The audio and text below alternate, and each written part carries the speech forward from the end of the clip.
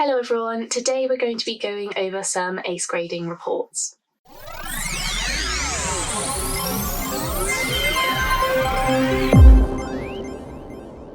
So recently ACE finally brought out their what they're calling grading reports, which is the subgrades that they give cards, and we've got this service on the when it was on the reduced price for £2, they then put it up to £5, and they've promptly put it back down to £2, but we did buy it when it was on the trial £2 period, and we just selected a few cards just to give our thoughts on the service.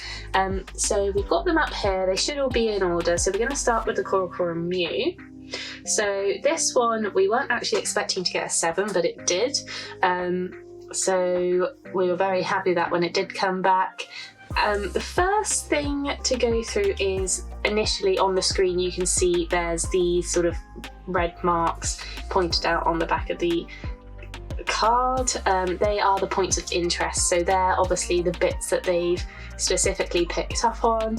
And I like the way this is done. I like the way that it shows you whereabouts they are, and then it goes on at the bottom here. If I scroll down you can see it says points of interest, and then it says your grade, which is 7 near mint, the centering, and this one is near mint to mint, and then it gives you the ratios, which I think is really nice because it's not something everybody knows. So I do like the fact that it tells you what the ratios are and what to expect.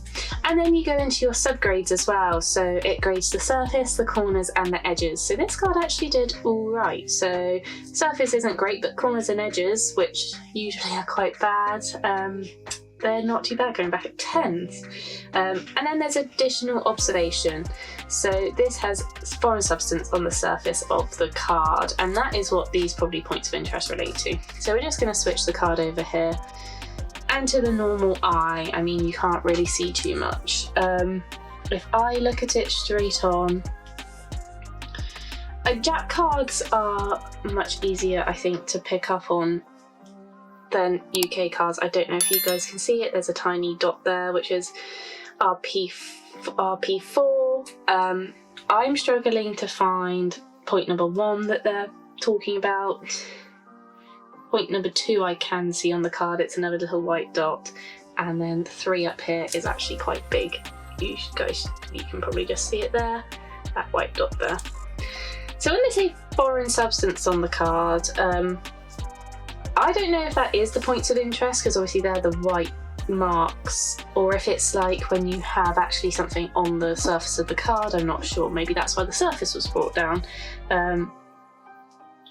Obviously we're not graders, so we don't know, but that was the Shining Corocoro Mew. My next ones are my personal favourite cards. They are the Poncho Pikachu. So the first one we've got is the Magikarp, and when we sent this off I guessed it would come back a 9, and it did come back a 9, so I was really happy with that.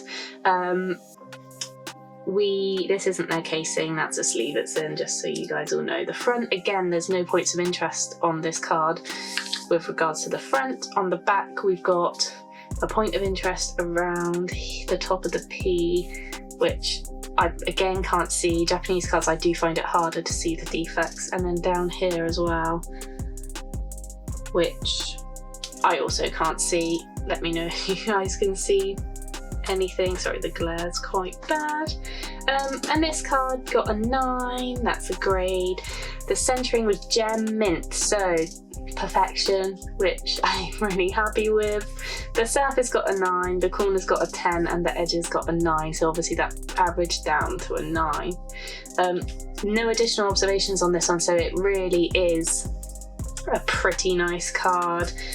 Those 2 little specks are what brought it down really, I think, so unfortunate, but can't moan at that card too much. The next one we're going to go on to is the Gyarados. I'm quite liking the ease of this system. It's very visually clear. You're not left guessing as to where. You've obviously got people like Beckett's who do subgrades as well. They're on the slabs. Not only does it make the slab look more messy, but obviously you can't go into finer detail. I like the fact you've got additional comments on this. They've pinpointed exactly where the faults are on the cards. So it's very visually clear. I think for £2 really you can't moan. £5 was, in my personal opinion, I'm glad they kept it at 2. I thought it was a little bit steep, especially if there's sort of like a whole sort of certain set. Like if I had all the ponchos, I probably would want to know all of them, and it quickly mounts up. So this card has no points of interest, which is interesting because when we sent this card off, I didn't think it would come back a 9. I thought it would be an 8, so really pleased it came back a 9. Really pleased there's no points of interest on it.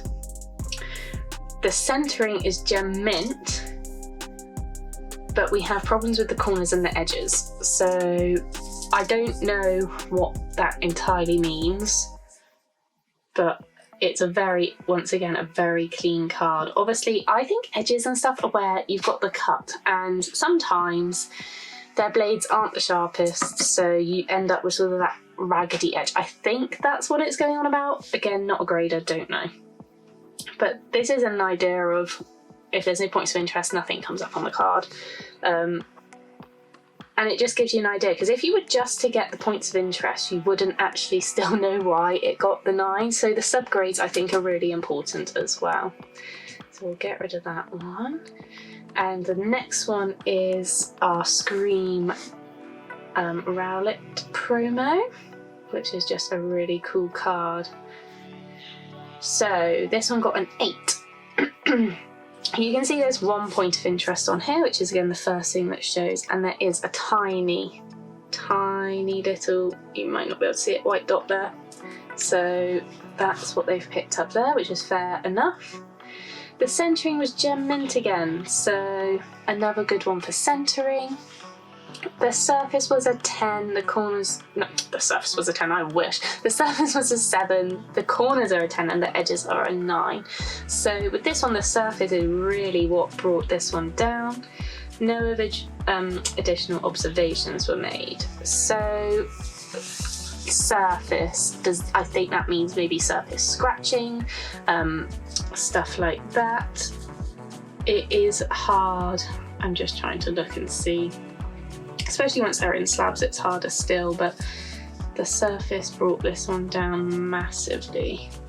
But I think that means, you know, you get them, they rattle around in the cases and in the packets, you get sort of surface scuffing. Maybe it's that. Again, I don't know, I'm just giving you my idea on what I think it might be.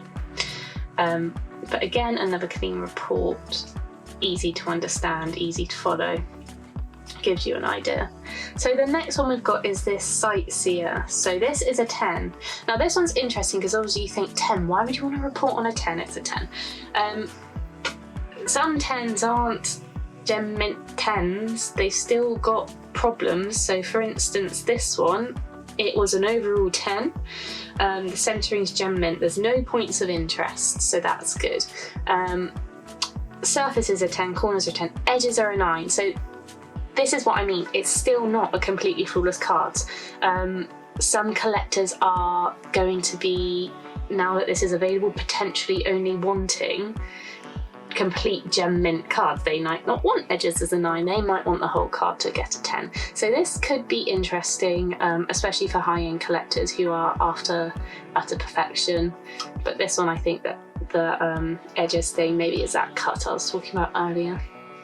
So very interesting to see a report on a 10 card. It's not something we'll probably do again, but for those collectors out there, maybe you, that might be something you're interested in, so it's good to know.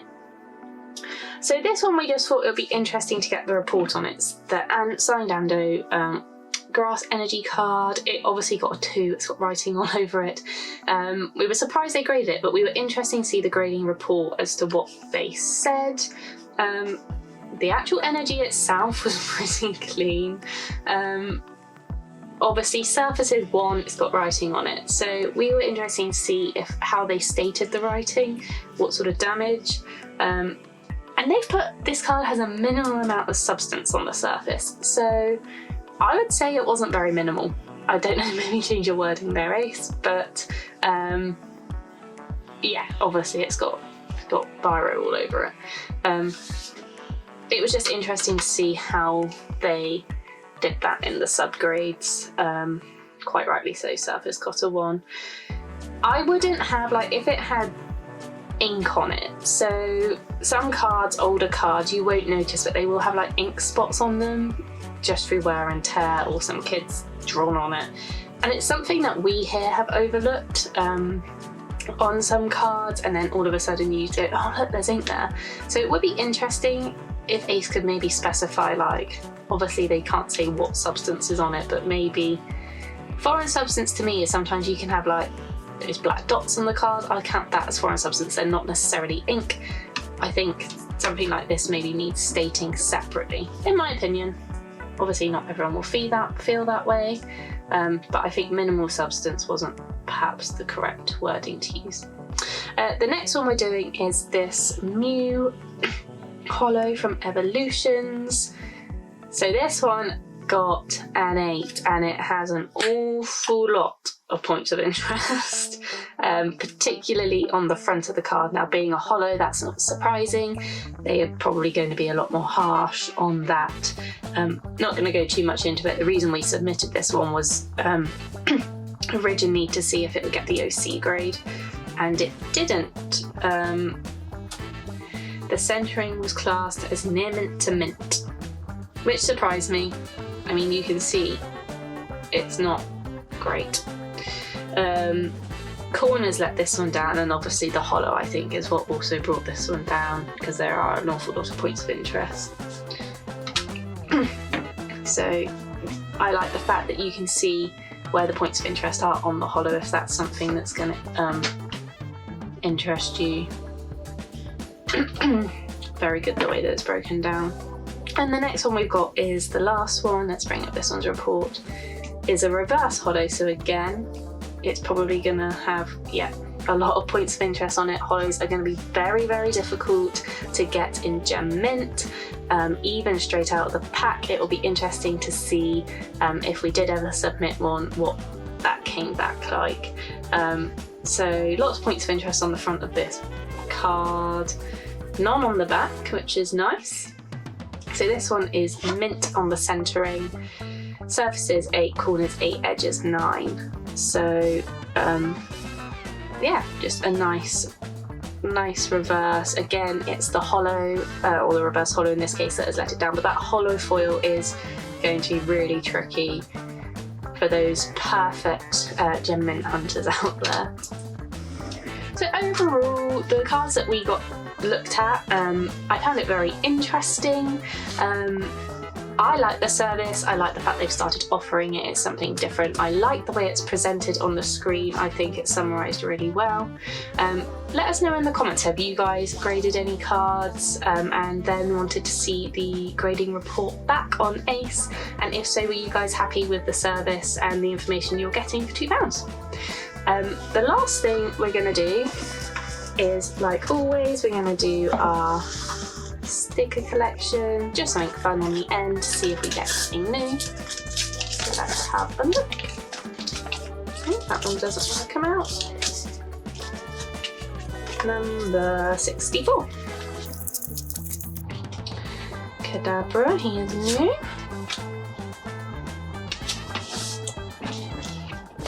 Number 189, I think he's new. Good old Ivysaur.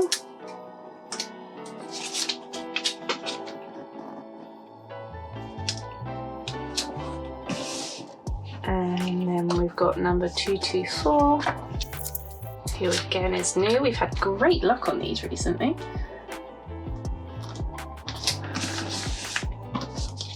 Number 57, again new.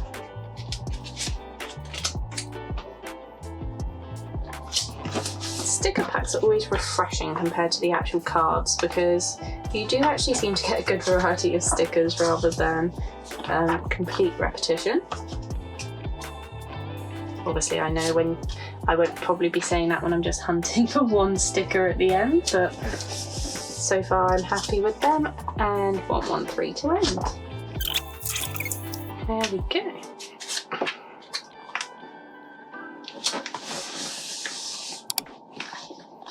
So I hope you've enjoyed today's video. If you have, press that like button and subscribe to keep up to date with our content.